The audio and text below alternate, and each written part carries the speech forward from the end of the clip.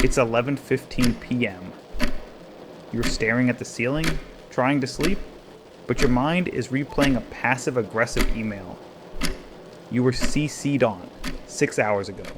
Tomorrow brings another pointless sync meeting, shifting KPIs, and a manager whose micromanagement is disguised as alignment.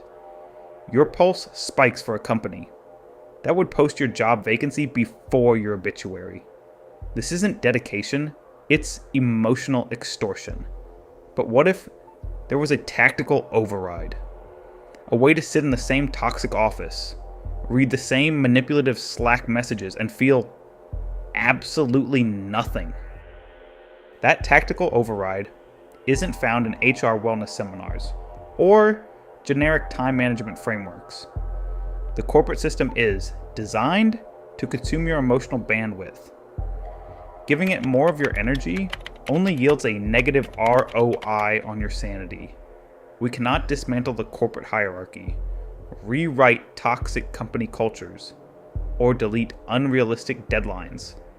However, we can completely control our operational baseline. Today, we are deploying Stoicism, not as an ancient spiritual philosophy, but as a strictly logical mental algorithm to hack workplace power dynamics. Think of this as your cognitive firewall. We will dissect the core defense mechanisms to neutralize office politics, block emotional manipulation from upper management, and reclaim your psychological autonomy. This is your tactical briefing for mastering total emotional detachment. Save this data, update your internal software, and by the time you log in tomorrow morning, you will possess the exact protocol to render their chaos entirely irrelevant. To execute this cognitive firewall, we must stop viewing office interactions as personal attacks and start analyzing them as predictable anomalies in a flawed system. The corporate machine runs on predictable scripts. By identifying these scripts, we can short-circuit them. We will address the 5 most common structural breaches in your workplace environment. Threat number 1, the manufactured emergency. This is commonly deployed as the midnight email or the weekend Slack message. It is the sudden, high-priority notification demanding immediate attention for a deliverable that has absolutely no actual bearing on tomorrow's revenue or operational survival. Seneca diagnosed this systemic malfunction centuries ago when he wrote, "We suffer more often in imagination than in reality. Establish an unbreakable service level agreement, or SLA, regarding your own availability. When that notification illuminates your phone screen at 10:30 p.m., you do not open it. You do not draft a defensive reply.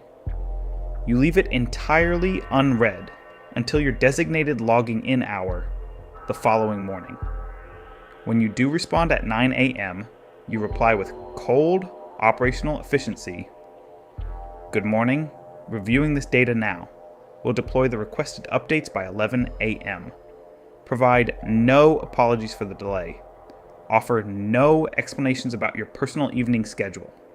Urgency in the corporate world is rarely about actual business impact. It is almost entirely a psychological contagion. Anxious managers project their lack of foresight onto your bandwidth. By responding at night, you validate their panic. You train the algorithm of their behavior to expect 24/7 access to your nervous system. By enforcing a hard operational delay, you break the feedback loop.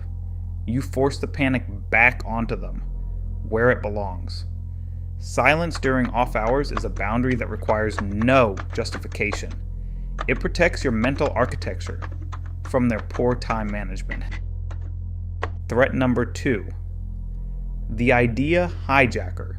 You encounter this operative during cross-functional syncs or quarterly reviews. You present a carefully researched strategy.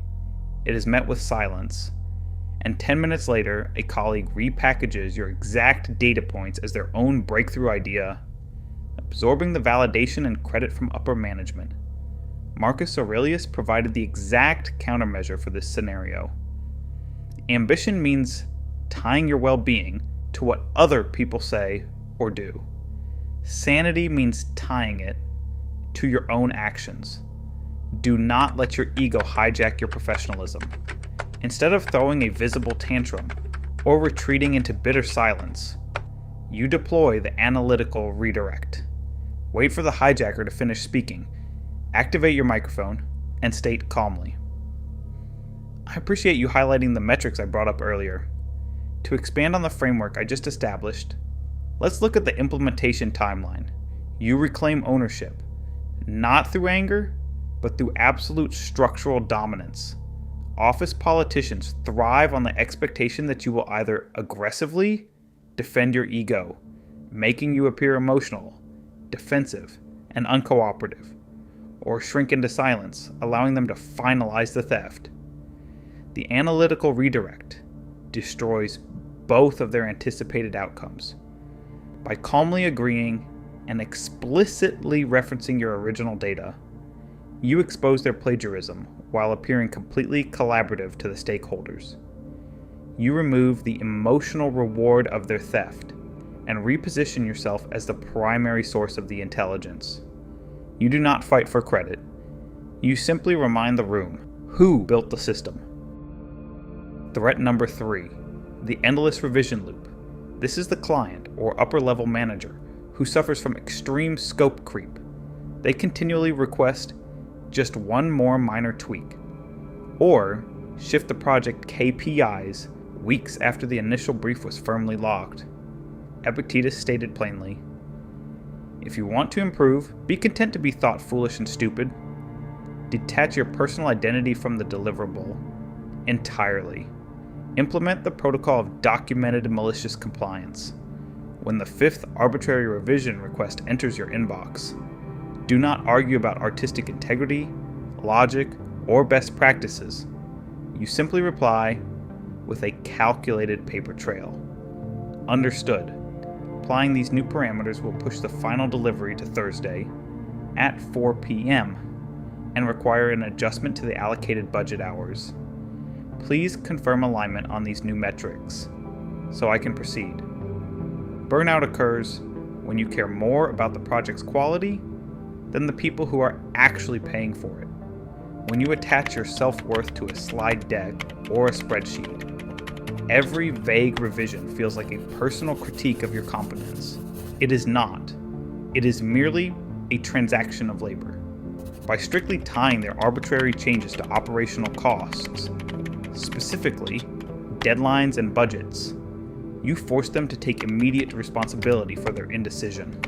You shift the friction from your emotional state to the project management timeline. Let them ruin the end product. As long as the parameters of your contract are respected, you are a tactical operator, not a martyr for their indecision.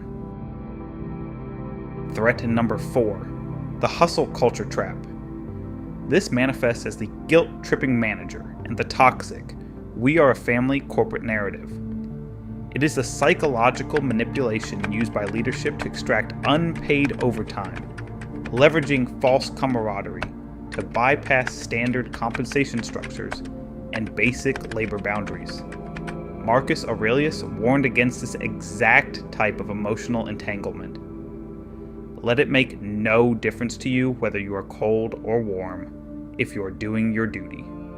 Deploy the transactional clarification. When you are asked to absorb the workload of 2 people for the salary of 1 because the team really needs you to step up during this critical sprint, you must neutralize the emotional blackmail with pure, unfiltered logic. You reply, "I am fully committed to executing my core KPIs with this additional workload being assigned. Which of my current priority projects would you like me to pause to accommodate these new bandwidth requirements?"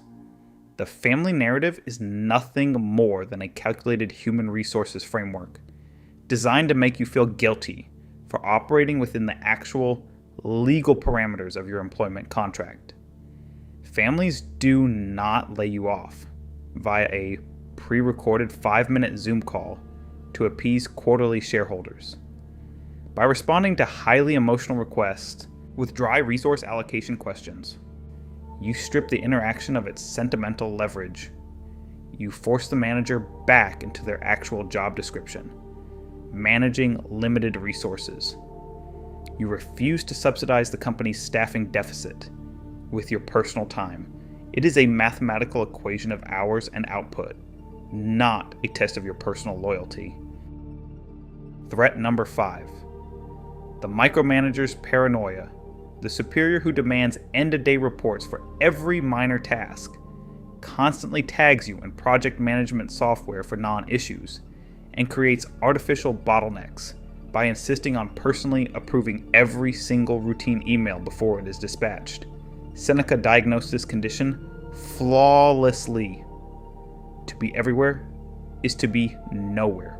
The information flood. Do not fight their desperate need for control.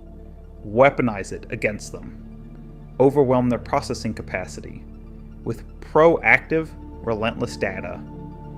Before they can even ask for a status update, send them a highly detailed, aggressively formatted breakdown of your daily microtasks. CC them on every minor operational email thread. Request their explicit, written approval on the most trivial, low-stakes operational decisions. Micromanagement is driven by deep-seated anxiety and a lack of trust, not by high-level strategy. When you resist their micromanagement, you trigger their suspicion, causing them to grip the reins even tighter. However, when you flood them with the exact granular data they claim to require, you turn their own control mechanism into a severe administrative burden. You consume their time with the friction of their own bureaucratic policies. Eventually, the sheer, crushing volume of data will exhaust their daily bandwidth, and they will voluntarily establish boundaries, granting you the operational autonomy you originally sought. You defeat the micromanager by simply letting them drown in their own operational demands. Ultimately, we must patch the most critical vulnerability in your mental architecture, the fatal error of tying your self-worth to your economic output. At the end of the fiscal year, those Q3 targets, the perfect deliverables, and the endless revisions are not a measure of your value as a human being. They are simply data points on a spreadsheet, generated by a corporate system that will never love you back. Your job is not your identity. It is a strictly economic transaction. You are an independent operator, leasing your cognitive bandwidth for a set number of hours per week. When the laptop screen goes dark, that transaction is suspended. Stop seeking emotional validation from a hierarchical structure designed to exploit it. Sever the psychological tie. Reclaim your internal real estate. Your actual life begins at the exact moment you disconnect. Deploy just one of these defensive protocols tomorrow morning during your first daily sync. Observe the power dynamics immediately shift in your direction as their emotional leverage collapses against your calculated indifference. If this briefing provided the necessary tactical framework to protect your operational bandwidth from further burnout, leave a record in the system below by typing Stoic Professional. The inner citadel exists solely to equip you with the cognitive algorithms required to survive the modern corporate infrastructure. Protect your baseline energy. Maintain strict rational control. Until the next briefing, system log out.